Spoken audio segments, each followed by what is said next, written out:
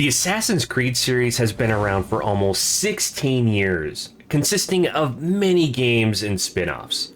The last few releases have changed the game up quite a bit with a more open world and RPG aspect. But Assassin's Creed Mirage is going back to the old formula. Depending on your own Assassin's Creed experience, if any, this may be completely new to you, or a welcome break from the new norm. Maybe even a disappointment if you're not ready to go back. Either way, allow me to give you a nice overview of the gameplay. It might help you decide, and ultimately rate the game, placing it on one of my shelves.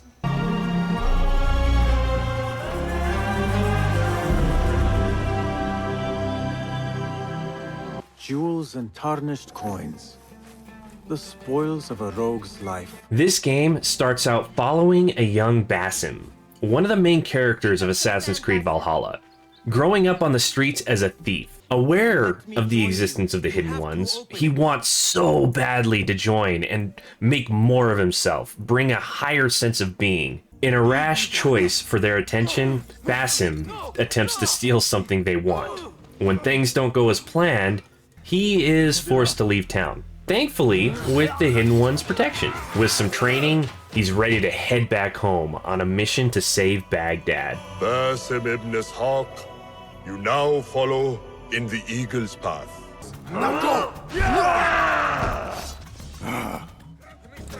Being a game focusing around the actions of assassins, you can imagine the game can get quite bloody and graphic. Most deaths aren't simple either.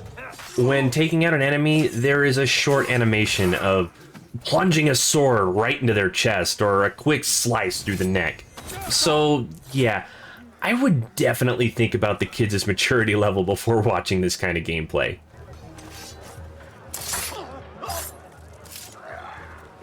So this is a Hidden One's bureau. I expected some sort of hovel. Mirage does feel a lot like the old Assassin's Creed games. No more character levels or giant open worlds to explore. The game takes place in one city with some smaller towns surrounding it. You get main missions where you will need to investigate and find clues leading you to an evil individual using their powers for ill gains. The investigations can get quite old and boring with some action peppered in there. I found a lot of the missions to be boring and time consuming. It was mostly, go check this out, find a couple of notes, check out another place, maybe assassinate someone. Now we know who the big baddie is to assassinate. Time to go find them. I think monotonous is a fitting word for the game. I will gather as much information as I can about this treasurer before the auction starts. What are you doing? Don't think. The Hidden Ones have mastered the art of climbing and hiding.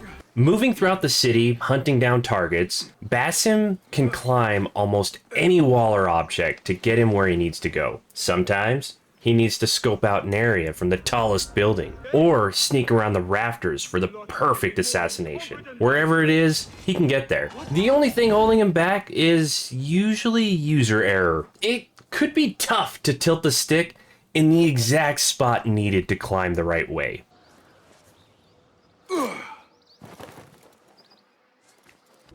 First, I have fashioned a board with information brought to us by our spies around the city. In between story missions, there were side contracts that could be picked up and completed. The rewards for completing a contract would be some upgrading materials, skill points, and various faction tokens. Those would have a few different uses, like opening some chests, getting discounts at shops, or convincing someone to help you out with something. Side contracts were straightforward. But if you want a greater reward, you would have to adhere to the main request, being something like taking no damage or not being detected during the job. Clear. I will dock near the drop-off. Done to perfection. This blade has character. There were only 3 pieces of gear that really mattered toward gameplay. The rest were just cosmetic related. You get a sword, dagger, and clothing. There were only a few different pieces throughout the whole game, each with their own unique advantage during combat. The gear can be upgraded at the correct vendor. That would involve the right amount of materials and an upgrade schematic for that specific piece of gear. Upgraded equipment would increase damage output and how much it helped your actions. Thank you.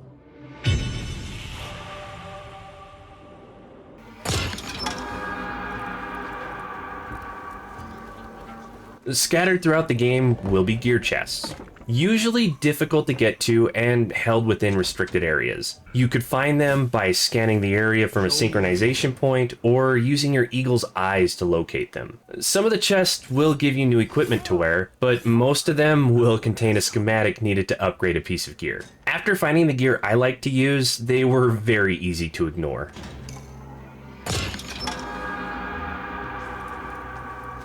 Not welcome here.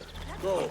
A lot of places around Baghdad will have restricted access and be crawling with guards. Most of the restricted areas will be involved in the main story of the game. When you first arrive, you can scout the area for various entrances or a small group of people that could help you in for a price. While in a restricted area, you cannot be seen by the guards or they will immediately attack. Basim can hold his own in a fight, but sometimes you might be better off to run away and try again. Combat wasn't difficult to understand. Attack, parry, and dodge. If you want to fight everything, that is completely doable. But it feels more rewarding to sneak around and get what needs to be done without being noticed, even if it takes a little longer to do that. Hold on!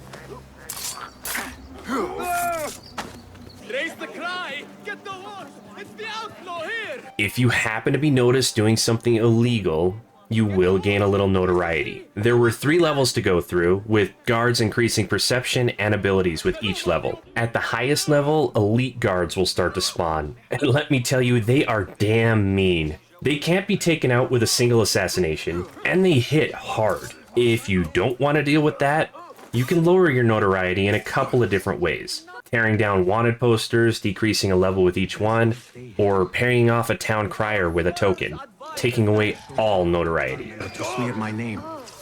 Accept this as proof of my innocence. Basim does have a skill tree to fill out while playing, with 3 main branches dealing with a specific area of gameplay. Skill points were earned through main missions and some contracts, so there weren't any grinding areas to cap out the tree early on. Thankfully, the skill tree can be redone whenever you like, most of it anyway. There were a couple of skills that increased Basim's tool belt. Points that I put in there could never be taken out again. It was pretty annoying considering I only ever used a couple of tools, and those points could have been better spent somewhere else.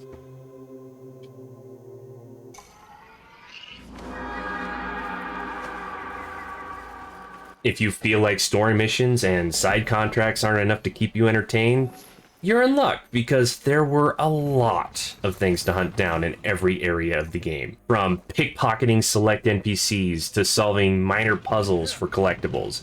You'll have your work cut out for you. That is, if you want to collect it all. Some collectibles will give you some fun facts about the area, or could be turned into special individuals for rewards. They will have a marker on the map too, so if you find enough synchronization points, it's not a nightmare to find it all. I have something for you.